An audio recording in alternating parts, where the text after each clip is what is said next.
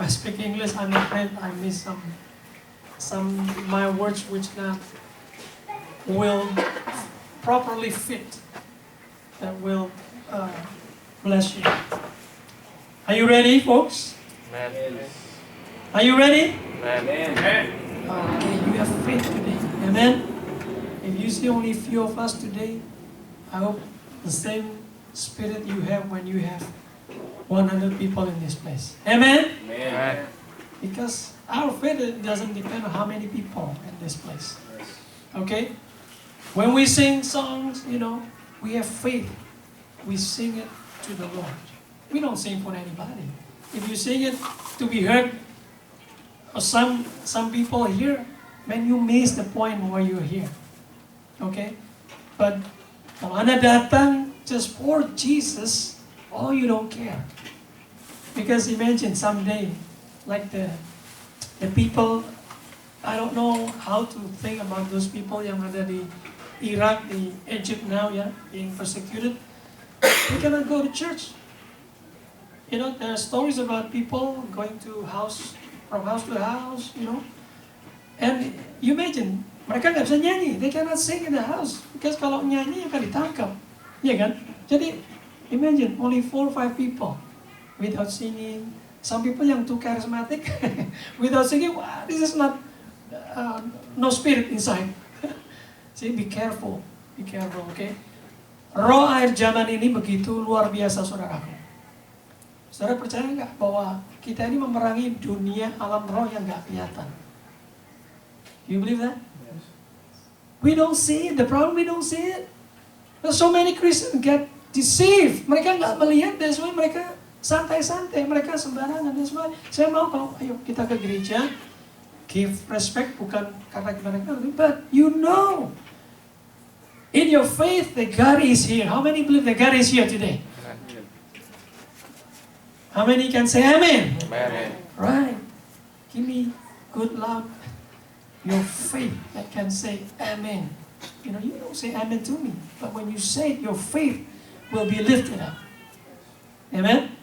Next point we say, penting saudaraku lewat mulut ini. Saya dulu pikir kebiasaan kali orang karismatik Pentakosta begini. But when you read di dalam Roma pasal 10, dikatakan firman itu nggak jauh dari mana, saudara? Jauh dari mana? Dari mulut. Mulut kita.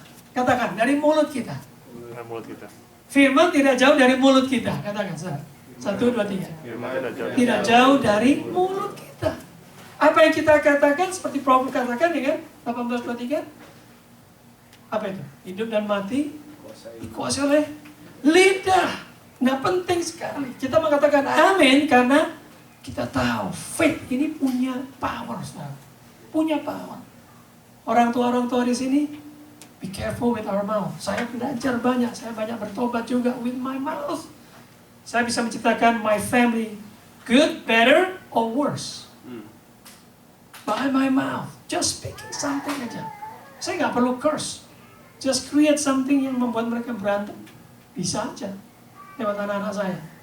Saya sendiri minta anugerah Tuhan. Lord, give me always wisdom.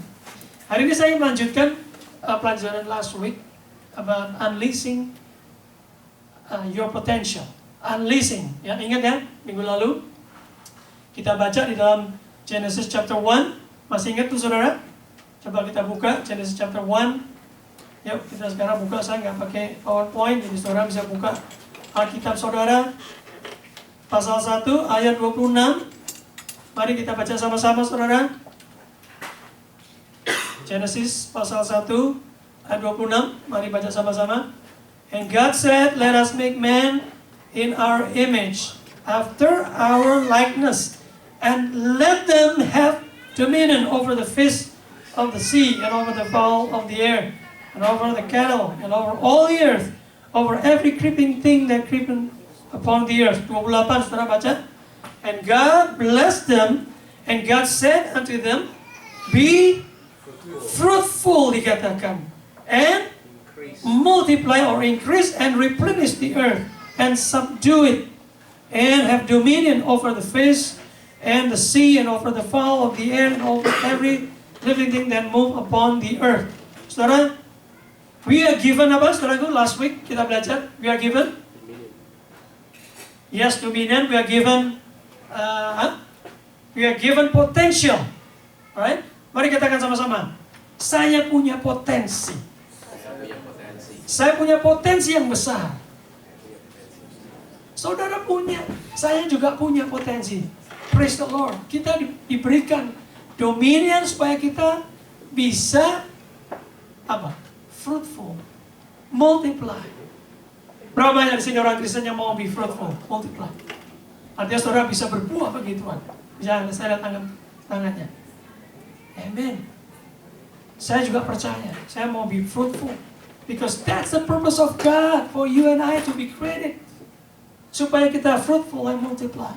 Jadi orang Kristen kalau nggak fruitful, nggak multiply, ya kita mesti go back again to the Word of God and pray supaya kita bisa fruitful.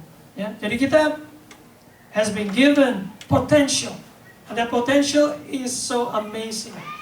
Karena kadang-kadang kita nggak membayangkan bisa create dalam kehidupan kita. Berapa dari kita pernah coret-coret ya gambarnya? Kadang-kadang guru saudara yang cantik jadi something else. Karena saudara begitu kreatif, coret-coret, gambarin muka orang. We have creativity like our God. Ya, tapi kita mesti pakai itu karena Tuhan katakan kita diciptakan. Ingat dalam Efesus kita diciptakan untuk apa?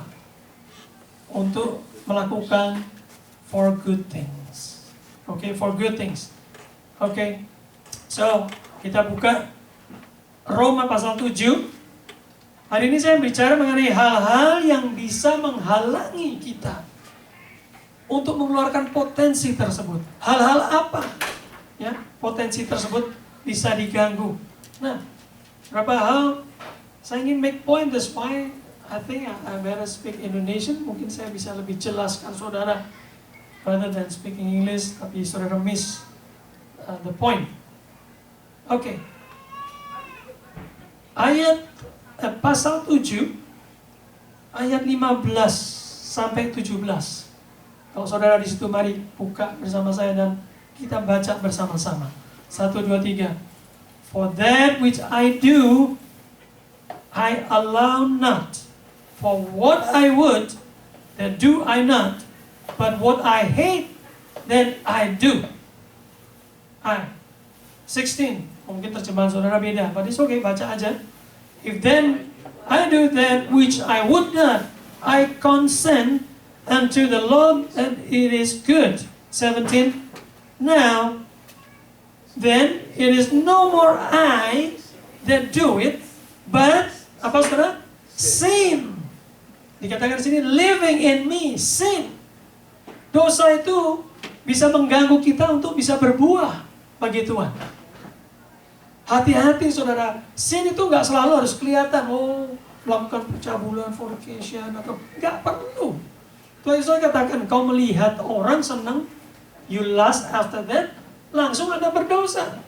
Iya kan? Banyak kali kita ditipu oleh setan, hal-hal yang, oh this is nggak apa-apa kok, oh this is no harm at all. Tapi hati-hati, dosa selalu dikatakan dalam kita berbuat maut, mematikan. Amin saudara.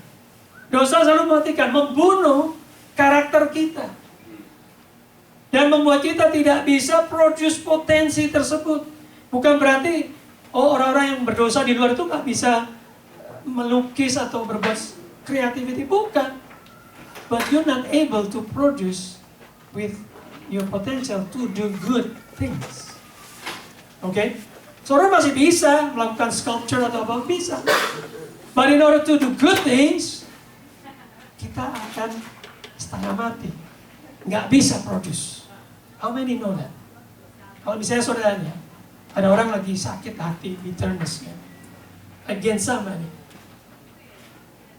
Ngomongnya, kalau ngomong mana-mana saja, dia ngomong soal kasih sama orang, nggak bisa dong. Susah, betul nggak? Jadi munafik. Kalau dia ada dosa against someone, misalnya, atau apalagi against Tuhan, nggak bisa saudara mau quote Alkitab, nggak mungkin. Jadi dosa itu akan menghalangi saudara dan saya untuk potensi tersebut keluar buat perbuatan baik. Ya kalau berbuat jahat pasti bisa. Tapi Tapi potensi nggak bisa keluar untuk something yang good. Untuk nolong orang, untuk mencintai orang, sulit. Karena ada dosa tersebut. Hati-hati saudara. Dosa itu seperti Adam dan Hawa. Waktu dia ditipu oleh setan. Setan nggak langsung nyuruh yang enggak gitu. Kelihatannya kan dia cuma bilang apa? Tuhan kan cuma bilang, jangan makan buah itu. Supaya kamu nanti bisa tahu jahat dan buruk. Ya, si Eva karena dia juga nambah-nambahin firman Tuhan, kepleset sendiri kan. Ya. Kadang-kadang kelihatannya simple thing dalam hidup ini. Banyak kali dosa terjadi, perkara-perkara yang kita bahkan, misalnya ini, kita nggak sadar kesel sama orang di jalan. Nggak sadar kan? Kalau ditanya, ya jelas lah gue dipotong kok di depanku. He cut me off right in front of my nose. Hampir nabrak. Kalau aku maki-maki dia normal. Aku marah ya normal. Be careful. Marah itu bisa berakibat dosa nggak? Bisa. Nah kalau kita udah marah, udah dosa, kita nggak bisa berpotensi baik lagi. Kita kesal terus jadinya. Hati-hati. Ya. Nomor 2, kita lihat dalam Yohanes pasal 12. Yohanes pasal 12.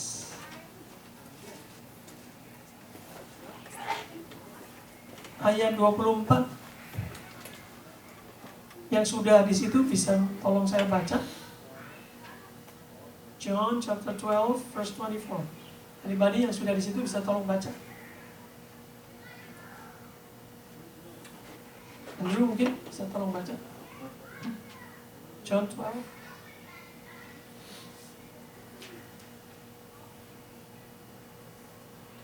Aku berkata kepadamu, sesungguhnya jikalau biji gandum tidak jatuh ke dalam tanah dan mati, ia tetap satu biji saja. Tetapi jika ia mati, ia akan menghasilkan banyak buah. 25.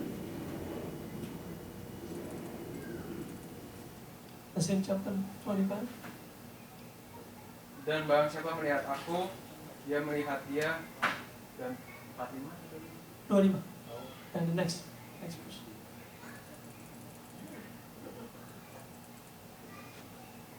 Barang siapa mencintai nyawanya, ia akan kehilangan nyawanya. Tetapi barang siapa tidak mencintai nyawanya di dunia ini, dia akan memeliharanya untuk hidup yang kekal. Okay, thank you. Yesus katakan kalau biji itu tidak jatuh dan mati, ya, sebetulnya ada berapa komentator bilang nggak ada biji yang mati, sebetulnya ya. Ini kan berbicara mengenai Tuhan Yesus. Tapi maksudnya kalau biji itu tidak meninggalkan dirinya sendiri, dia mati. Ya. Dia rela keluar dari, kalau biji itu just the only part dari tanaman yang kalau keluar dari tanaman itu tetap bisa menghasilkan. Sudah tahu? Karena apa? Di dalam biji itu ada potensi. Ya kan? Jadi walaupun dia keluar dari tanaman, kalau yang lain-lain daun, dahan sudah potong, apa? Jadi apa? Layu. Tapi biji, dia punya potensi. Tapi biji ini mesti keluar. Dia harus mau dibuang. Die to itself. Artinya apa die to itself? Kalau kita seperti Yesus, dia nggak lagi apa ya? In favor of apa yang dia mau, apa yang dia interest dalam hidup ini. Dia nggak lagi die to self. Ya. Tujuannya untuk apa? Supaya dia bisa keluar pada orang lain. Nah, again, orang Kristen sering ini senang dengan memang teologi mengenai hal yang bersifat makmur ya. Saya setuju Tuhan Yesus bilang atau firman-firman mengatakan terutama bahwa kita memang harus punya sukses, punya segala. Orang selalu quote Abraham lah ya, King David lah. But sukses, sekali lagi saya katakan, bukan ukuran saudara dan saya untuk memiliki abundant life dari Tuhan. Karena itu saudaraku, mulai dari sekarang, saya sendiri, saya nggak mengukur diri saya dengan orang lain. Apalagi mengenai masalah materi. Yang bisa mengukur kita, bagaimana kita bisa mengalami kehidupan yang sebenarnya, yang abundant di dalam Tuhan, diukur dalam hal rohani, spiritual. Saya nggak bisa bandingin diri saya yang kepada orang yang punya Mercedes, sama saya nggak punya memang. Orang yang punya rumah 10, dan saya nggak akan iri dengan mereka. Memang mereka memang kebetulan begitu suksesnya. Tapi kita nggak perlu, saudaraku, mengukur diri kita dengan orang lain demikian. Sukses kita ada di dalam Tuhan Yesus adalah perkara-perkara yang rohani. Kalau saudara rohani, itu sudah cukup buat saudara enjoy your life. Karena semua uang apapun materi bukan ukuran untuk menjadikan kita ini punya the joy of God. Iya kan? Memangnya kalau saudara sudah punya mobil, saudara bahagia? Siapa di sini bisa angkat tangan? Saya punya mobil, saya bahagia sekali. Semua punya mobil kan di sini? Semua punya rumah? Ada yang belum sih, tapi nanti sebentar lagi punya. Saudara bisa bilang nggak? Saya punya rumah dan saya bahagia punya rumah. Gak ada di dunia ini akan orang ngomong begitu. Kita biasanya beli rumah, bahagianya itu cuma sebentar. Oh, rumah baru, baunya masih enak. Betul nggak? Betul nggak saya ngomong? Ada nggak saudara punya rumah sampai senang terus? Tiap hari mabuk sama rumah saudara? Nggak ada. Mobil baru aja beli, sebulan lagi saudara rasanya udah segen. Nggak bisa kebahagiaan diukur dengan materi, nggak bisa. Hanya bisa diukur dengan apa, saudara? Perkara-perkara spirit, katakan spiritual. Perkara-perkara rohani ini yang penting, yang kita harus value. Jangan salah, saudaraku. Di dunia udah terlalu banyak teologi yang membuat orang selalu melotot kepada perkara suksesnya itu harus begini. Salah. Saudara langsung bilang ya. Karena Pastor Jeremy nggak punya ini, itu yang punya Mercedes ya, Pastor Jeremy ngomong gini. No, saya berani bilang sampai kapanpun saya akan tetap bilang, ukuran sukses saya bukan dari perkara-perkara begini, tapi perkara spiritual. Orang Kristen aja selalu nyebut Jesus is the same yesterday, today, and tomorrow. Artinya apa? Yesus itu konsisten, tapi kitanya kan enggak. Iya enggak? Gimana? Apa yang mau dibuat sukses kalau saudara nggak bisa konsisten kayak Tuhan Yesus? Dulu melayani, sekarang ngapain? Nganggur. Ke depan nggak tahu. Gimana? Tetap konsisten. Saudara punya rumah, nggak punya rumah, punya duit, nggak punya duit, tetap konsisten melayani Tuhan. Gimana kalau hari ini nggak ada yang main keyboard, nggak ada yang main drum? Konsisten. Can you say amen? Hah? Betul nih? Kalau tadi someday kita tes ya, saya pengen tes nanti, hanya worship leader nyanyi. Bisa nggak kita tetap, yes God, amen. Lo betul, saudaraku, kita ini masih dipengaruhi kan segala macam tuh. Drumnya salah ketukan aja gitu. Betul nggak? That's only fisik kita ini loh. Manusia, jiwa kita ini. Selalu mengukurnya berdasarkan what we hear, what we see, what we taste, what we can feel. Feeling always goes number one. Gak bisa, saudara, mari saya ajak. Kita harus mengukur diri kita. Cara apa lagi? Katakan sama-sama. Spiritual. Spiritual kita di dalam Tuhan ini, that's number one. Above everything else. Oke? Kalau mau merasakan betul kasih Tuhan yang sebenarnya, you only bisa rasakan di dalam alam spiritual. Orang bisa bokeh, orang bisa ngalamin kejadian gak enak, tapi tetap mengalami the love and the peace of God. Because what? He's in the area, in the realm where God exists. Kalau kita exist di alam dunia ini terus, ya selalu kita akan terombang-ambing, saudara. Waduh, berita ini ya, waduh. Tetanggaku begini, aduh sini begini, aduh gereja gimana, selalu kan begitu. Kita nggak bisa seperti Yesus konsisten. Pagi hari ini mari kita lihat diri kita masing-masing. How much we value our spiritual life? How much? How much time we spend? We can feed our spirit. So, our spirit will be strong. Because di akhir zaman ini kita perang nih, lawan, nanti kita masuk ke firman tersebut.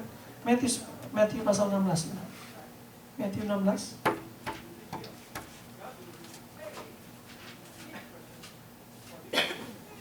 Ayat 24. Then Jesus said unto his disciple, if any man will come after me, baca sama-sama, let him, what? Deny. Katakan sama-sama, deny himself. Okay? And take up his cross. And follow me. Jadi sebelum follow itu ada urutannya. Deny dulu. Banyak orang Kristen mau cepat-cepat follow Jesus. Banyak yang gagal memang. You're not ready kalau you gak mau seperti si tadi. Die to self, gak mikirin diri sendiri terus. Gak bisa follow Jesus. It's almost impossible. Take up his cross, ini different korban nanti. Tapi anyone yang mau datang mesti bisa deny. Oke, artinya enggak. Hal yang kedua bisa menghalangi kita ini selfishness gitu. Selfishness mengganggu. Maunya me. Nggak bisa punya potensi. Again, potensi yang saya maksud adalah potensi apa? Doing good things. Ya, bisa aja orang-orang di luar sana juga punya potensi. But were they able to do good things? That's the question. Terus ayat 25 dikatakan, for whosoever will, apa saudara? Save his life, will or shall lose it. Bayangkan saudara. Whosoever will lose his life for my sake, bukan cuma losing life kayak baru-baru ini, orang konyol tuh ya, nembakin orang dia bunuh diri. For his sake, shall find it. How many would like to find your life in Jesus, in prosperity? You have to lose your life. Amen. Deny. Sometimes it's hard. We have so much pride inside. We have so much ego. Ya, ketinggian hati kita ini kadang-kadang mesti dihancurin. Kalau saudara mau bertumbuh, you mesti mau ikut begini. Kalau enggak, ya nggak tumbuh gitu aja. Banyak orang Kristen susah bertumbuh. One of them because waktu Tuhan katakan, you mau follow me, deny yourself. Susah Tuhan, susah. I have pride, susah Tuhan. Ayo melayani, kamu mesti humble. Kamu mesti mau minta maaf dulu. Kamu mesti mau lebih turun dari yang lain dulu. Susah Tuhan. Gimana? Semuanya ngakuin punya pride nggak? Termasuk saya. Punya semua pride? Kita punya.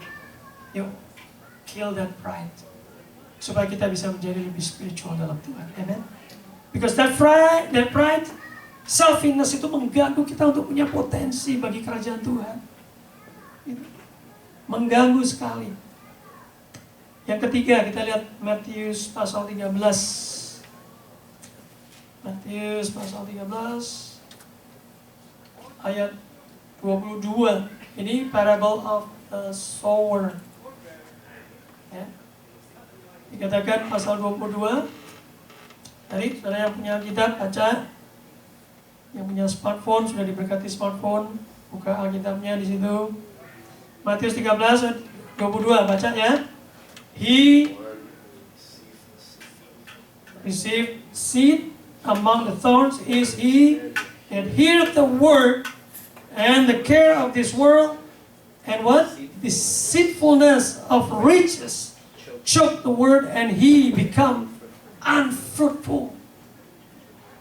Worldliness ini sering choke orang Kristen untuk bisa melepaskan potensi dalam hidupnya. Worldliness ini berupa apa? Kekayaan, ya kan? Berupa, ya tadi, hal-hal yang membuat Anda merasa sombong, merasa besar. Worldliness. Segala apa itu? Akar dari kejahatan datangnya dari cinta uang. Worldliness sering konotasinya berupa richness, being rich, wealth. Gitu. Siapa sih yang nggak mau wealth? Di sini ada yang nggak mau wealth? Sini nggak ada yang mau? Pasti semua orang mau, betul? Blessing and blessing and blessing. Tapi Yesus katakan, look, hati-hati dengan richness yang Anda punya. Dengan wealth yang Anda punya. Seringkali wealth kita ini justru sering shock kita. Nggak bisa keluarin potensi yang Tuhan mau. Tuhan mau kita pelayanan. Taruh Tuhan, aku punya bisnis. Tuhan mau pergi ke sana, taruh Tuhan. Aku masih ada ini, mesti aku selesaikan. Aduh, kayak dulu saya tuh, waktu sakit ya begitu. Kadang-kadang mungkin I was greedy with my money. Sebentar lagi saya terima bonus. Kenapa nggak dipanjangin sebentar Tuhan? Tuhan udah gak sabar, saya mau ini. Lagi banyak saya mungkin sakit itulah. Karena serangan iblis pasti bukan Tuhan ya. Kalau kita sakit jangan bilang, ya karena saya nggak nurut Tuhan, Tuhan ajar saya. Gak ada sih, saya nggak percaya. Tuhan ajar kita pasti dengan love. Dia nggak pernah ngajar saya sampai saya sakit segitu lama. Itu pasti iblis, ya nggak? Karena kita apa? Buka celah. Worldliness is very dangerous. Kita kadang-kadang nggak sadar. Kemarin, kapan tuh ya? Pergi, sama Pak Mostang ya. Sama Yanti segala, kita ke Costco ya. Saya bilang, wah, Costco itu rasanya mata ini lapar ya. Saya lihat baterai, pengen beli baterai. Saya lihat baju, pengen beli baju. Gawat ini. Worldliness tuh kayak gitu, saudara. You gak butuh pun pengen. Nafsunya keluar, pengen aja. Karena ada duit kan. Punya kartu gesek aja gampang. Pengen. You want. Worldliness is killing us. Hati-hati saudara. Makanya kalau belanja udah bawa kertas, beli daging, beli telur, beli ini. That's it. Selesai, out. Jangan mondar-mandir. Ini nanti cari kayak David, jalan-jalan lihat. Ya kan? Karena menarik sih. Siapa sih nggak tertarik lihat komputer, lihat iPod, iPad ya? Sudah punya, tetap aja ini baru ya. Pengen lah. Worldliness is killing us. Orang Kristen banyak yang nggak bisa berbuah bagi kerajaan Tuhan karena worldliness. Ya ada orang yang kerja sampai 2-3, temannya istri saya. Aduh, baru-baru ini suaminya udah dapat kerjaan. Entah gimana suaminya mau quit kerjaan, dia punya 2 kerjaan. Perkiraan saya gajinya dia lebih besar, jauh dari istri saya. Suaminya mau quit kerja, dia nangis-nangis. Terus kita diskusi, ya orang sebetulnya kenapa nangis ya? Dia gaji cukup besar. Suaminya tuh gajinya mungkin 3 kali lipat gaji saya kali. Gede. Kok merasa kekurangan? Selalu ribut. Yang diributin duit. Duit. Aduh, saudaraku. Mari pagi hari ini saudaraku. Mari. Let our spirit being rise up this morning. Amen. Jangan izinkan kedagingan kita semuanya menguasai hidup kita. Let our spiritual being rise up. Jangan kita ditipu oleh iblis. Ini yang terakhir ini yang saya bicarakan. Markus 5. Yang saya bicara mengenai apa yang bisa hindrance us from unleashing our potential. Number 1 tadi apa? Sin. Yang kedua, selfishness.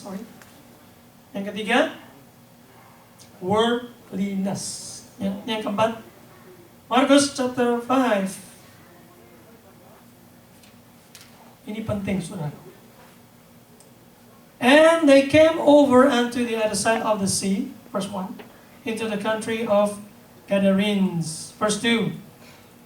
And when he was come out of the ship, immediately there met him out of the tombs a man with an unclean spirit. So ini orang punya apa? Devil. Kemasukan setan. Verse 3.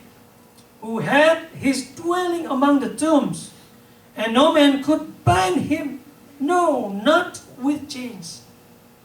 Orang model apa yang nggak bisa diikat dengan chains? Orang apa, saudara? Kecuali Samson. Yang lainnya pasti diikat ya terikat. Orang Paulus saja katanya apostle diikat aja pakai chain ya dia terikat. kuasa setan itu luar biasa. Betul nggak? Jangan main-main. Jangan main-main. Kita kadang-kadang anggap enteng karena kita nggak lihat musuh kita ini, nggak lihat. Masalahnya kita nggak lihat langsung ada hitam-hitam genderuwo, kita langsung bisa. Ini nggak lihat. Yang membuat kita kadang-kadang dengar firman ngantuk. Itu jangan-jangan bukan karena saudara begadangan semalam, Karena gimana? Kadang-kadang karena roh itu loh. Saudara dengar firman pikirannya ngaco. Jangan main, itu roh, saudara. Roh itu berbahaya sekali. Dia nggak kelihatan, dia menyusup dalam hidup kita. Dia menghancurkan secara subtle, secara seperti itu, pesawat apa namanya? Siluman itu sebutannya apa tuh? Stealthy. Sangat halus. Because that he had been often bound with fetters and chains, and the chains had been plucked asunder by him. Dia bisa hancurkan. And the fetters broken in pieces. Neither could any man tame him. And always day and night he was in the mountains and in the tombs, crying and cutting himself with stones. Saudara mungkin pernah lihat apa itu? Kuda, kepang, ya, reog, ya, kan beling, nyabet-nyabet, kirinya pakai pisau, berdarah, ada yang nggak berdarah tapi nggak apa-apa. Iblis itu kerjanya, orang kadang-kadang pikir, oh kalau di Amerika banyak nggak kenal tentang begini-begini, mereka bilang itu hanya halusinasi kan, cerita orang timur aja. Oh mungkin hanya orang-orang yang di Afrika yang kenal setan-setan. Kita di Amerika malah nggak pernah lihat setan. Makanya banyak orang di Europe sekarang yang nggak percaya, anggap setan itu hanya karangan manusia. Nah, kalau saudara lihat cerita ini, itu kan nyata itu. Orang ini orang gila nih, dirantai nggak bisa, diikat nggak bisa, tidurnya di kuburan, ya kan? Motong-motong dirinya, teriak-teriak sendiri. Jadi potensi Tuhan yang ditaruh di hidupnya hilang. Betul nggak? Mestinya ini bisa dipakai untuk kemuliaan Tuhan, dia jadi kayak orang gila kemana-mana. Nah, orang Kristen bisa nggak dikuasai oleh setan? Nah, tergantung. Kristennya model apa dulu? Iya kan? Kalau orang Kristen yang benar-benar, yang spiritualnya benar-benar dengan Tuhan, setan nggak akan bisa. Saya udah lihat kesaksian, dan saya sendiri kalau deliverance kalau saya lihat kalau orang sungguh-sungguh dalam Tuhan, nggak bisa, karena selalu ada perlindungan dari Maha Kuasa yang melindungi kita dari semua serangan-serangan. Tapi yang danger itu orang Kristen pun bisa dikuasai kalau kita buka celah. Celah itu nggak perlu gede-gede, saudara. Ya, saudara pernah dengar nggak? Orang yang punya ilmu bisa masuk dari lubang kunci, bahkan bisa masuk dari lubang semut aja dia bisa. Karena apa? Dia bukan physically human atau barat. Dia adalah spirit. Spirit itu nggak perlu gede-gede, nggak sedikit aja. Saudara main-main dengan lying aja, deceiving orang, that's it, itu udah cukup masuk. Ya mungkin saudara berdoa, tengking-tengking dia keluar. Nanti nggak sadar lagi ngamuk lagi, saudara marah tanpa sebab. Tiba-tiba ada dendam sama orang, nah dia masuk lagi. Dia kuasai kita. Nah setan itu memang, ya kita dikatakan dia tidak punya badan toh. Jadi kalau dia bekerja dia harus lewat tubuh. Something lah, binatang kayak atau manusia, dia masuk dulu. Dia menguasai dan dia baru bisa bergerak. Dan ini real saudaraku. Devil's power is so real. Hati-hati. Tanda-tanda, lambang-lambang. Saudara buka deh di YouTube, banyak sekali itu orang-orang yang cerita mengenai dia dulu bekas satanis dan bertobat. Simbolnya itu banyak sekali. Saya buka, ada advertisement dari Zulu. Tahu saudara Zulu? Yang bisa download film, ya, MP3. Karena saya pernah buka tentang simbol-simbol setan. Itu ada cewek sama cowok duduk. Wah memang sih, potongannya semua selalu dipakai yang keren-keren. Dan ceweknya membuat simbol pakai tangannya. And I know exactly that is from the devil. Saudara tahu, saya dengar orang kesaksian, kemasukan setan cuma gara-gara buka Facebook. Facebook. Ada orang masukin, apa itu, invitation. Apa bukan invitation ya? Orang masukin apa ya? Hah? Apa? Request ya? Masuk, mau minta jadi teman. Karena dia pikir siapa ini orangnya, tapi ada gambarnya. Gambarnya sih bukan serem-serem. Coba dia lihat dulu ini siapa, kan biasanya kita suka gitu. Kita buka dulu, kita lihat siapa. The moment dia buka, itu setannya masuk dalam hidupnya dia. That's it. Dia gak perlu yang gede-gede zaman sekarang. Internet. Saudara, mari deh. Kita udah dikatakan karismatik yang terlalu religious, it's okay lah. Saya juga sekarang mesti hati-hati. Saya tuh paling tahan itu internet saya itu routernya. Saudara, saya doakan Tuhan kasih filter ini. Saya nggak bisa tahan anak saya buka apa. Enggak? Saudara bisa nggak? Kalau saudara buka yang something yang aneh. Dan setan tahu kalau dia blok yang porno-porno, dia lewat jalan lain. Sekarang kan banyak tuh ya.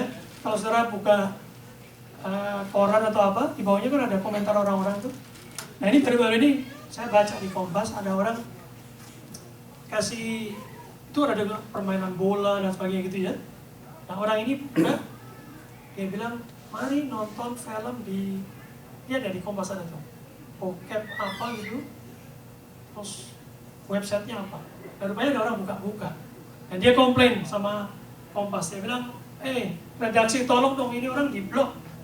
Saya buka gambarnya jorok-jorok semua. Hati-hati. Zaman sekarang iblis bekerja lewat apapun juga. Anak-anak saudara punya game. Jangan take it for granted. Number one games itu apa tuh? Lord of War ya.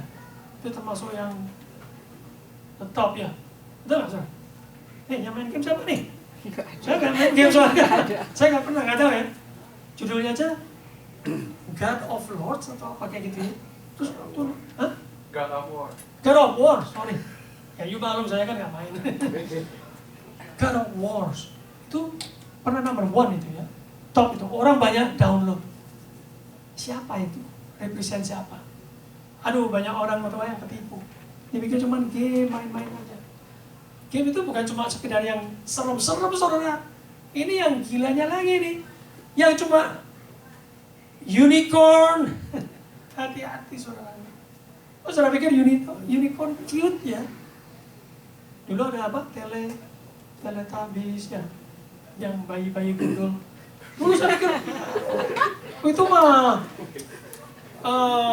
masa sih? Itu cute-cute aneh, itu kan masa sih saya. Waktu saya dengar orang dilepasin, anak-anak jadi nakal, rebel. Dari situ, ini saudaraku, bandage ini bisa menyetop potensial kita untuk keluar bagi Tuhan. Saudara mau fokus untuk Tuhan, diganggu terus hidupnya. Jadi nggak bisa fokus dong. Mau melayani Tuhan nggak bisa. Mau dengar firman diganggu terus. Mau puji Tuhan diganggu terus. Gimana mau bertumbuh? Hati-hati saudara, mari. Ya. Saya tanya saudara punya anak-anak.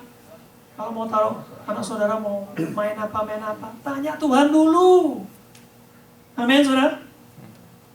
Iya. Ya saudara pikir, masa main gitu aja, tanya Tuhan. Semua tanya Tuhan. Nah, because iblis ini bekerja dengan luar biasa. Lihat Efesus pasal 6. Masih ingat nggak tuh? Efesus pasal 6 dikatakan apa? Efesus, Galatia, Efesus. Ayat yang 10. Finally, my brethren, dikatakan, be strong in the Lord and in the power of His might. Yuk baca sama-sama yang punya kitab bersama-sama. Yang 10. Yuk, 1, 2, 3. Finally, my brethren, be strong in the Lord and in the power of His might. Saudara, saya nggak diminta untuk strong sendiri. Strong in what? In the Lord, right? In His might. Berarti kita mesti bersandar pada Tuhan. Ayat selanjutnya dikatakan, put on The whole armor of God. Cuma setengah-setengah atau satu doang atau apa? Berapa banyak? Hah? Whole armor, oke? Jadi firman ada, perisai iman ada, breastplate righteousness ada, semua ada. Ya. Terus dikatakan that ye may be able to stand against the wiles of the devil. Supaya kita bisa bertahan melawan kekuatan-kekuatan iblis ini loh. Ini ayat 12-nya nih. Ya, saya ingin ingatkan kembali kita sudah baca mungkin. For we wrestle not. Kita ini bukan berantem melawan flesh and blood. Jadi bukan yang saudara lihat kanan kiri ini. Bukan. Kalau ini gampang kita lawannya.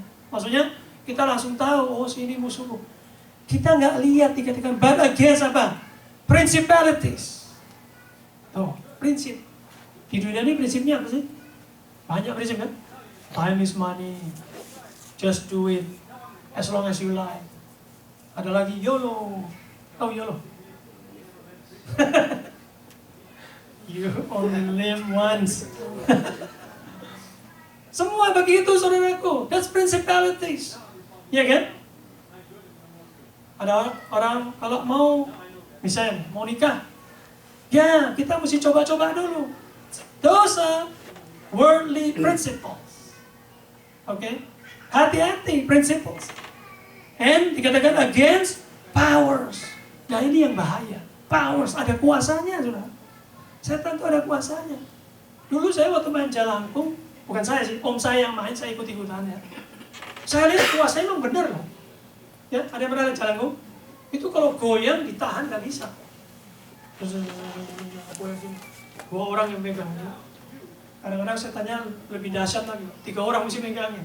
Kalau enggak itu bisa mental ke atas. Ada kuasanya. Powers. Gimana kita bisa ngalahin powers itu? Dengan apa saudara? Saudara punya pistol bisa? Saudara latihan karate bisa? Gak bisa.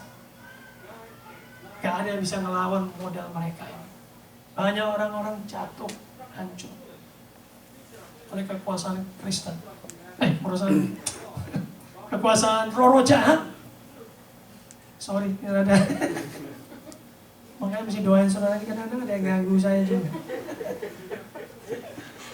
Loh betul, setan tuh bisa mengganggu siapa aja. Gak perlu di gereja, kalau saudara lagi bengong, kasih buka celah sedikit, set dia masuk. Hati-hati deh, hati-hati powers, dia punya kuasa. Punya kuasa. Buktinya orang tua kita dulu pasang kaca di depan toko, di depan rumah buat apa? Dia bilang nolak setan. Ya apa kuasanya kaca begitu bisa nolak setan? Oh setan bisa ngancurin rumah kita. Bangunan ini kalau dia mau hancurin bisa. Ya tentu dengan kekuatan-kekuatan lain. Power, dia punya power. Against rulers of the darkness. Again, I want to emphasize, our spirituality must be strong. Be strong in the Lord. Dia nggak ngomong soal be strong.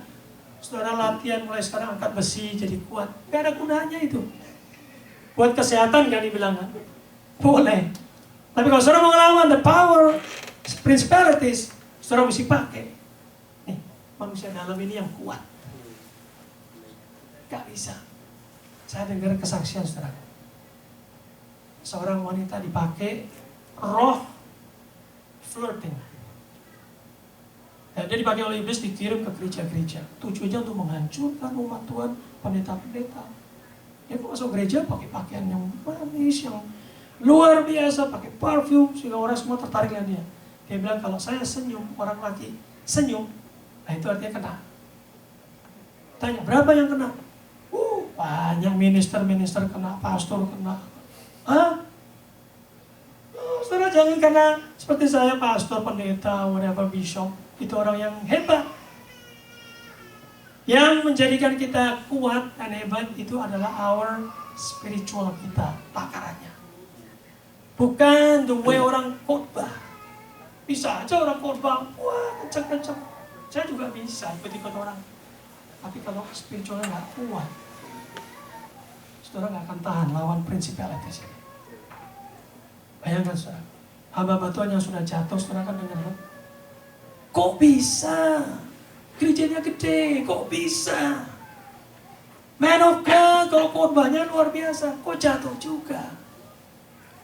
Because be strong in the Lord bukan cuma today, bukan cuma waktu dengar firman, waktu melakukan firman, punya firman, bukan. Kapan saudara harus kuat? Hah? Katakan, every day. Oke, katakan sama-sama. I must be strong in the Lord every day. 1, 2, 3. I must be strong in the Lord every day. We must be strong. Ini kuasa ini bisa menghancurkan siapa aja kalau lemah. Karena ini kuasa-kuasa spiritual. Dikatakan selanjutnya, against spiritual wickedness in high places. Wah, ini lebih celaka lagi. Dia mainnya di atas, saudara. Kita pakai tangga juga nggak nyampe. Mainnya artinya di awan-awan memang di atas kita. Saudara nggak akan bisa mencapai dengan apapun juga. Itu hanya bisa dihancurkan kalau saudara punya spiritual yang kuat. Ya. Kalau saudara memang nggak punya spiritual kuat, ya jangan nyoba-nyobalah musuh-musuh setan, jangan. Bahaya memang. Istrinya gini ya, kalau saudara memang nggak kuat, nantangin orang yang lebih kuat, ya saudara bonyok sendiri nanti. Betul nggak? You must be sure, you punya spiritual yang kuat, baru saudara boleh mencoba menghancurkan ini.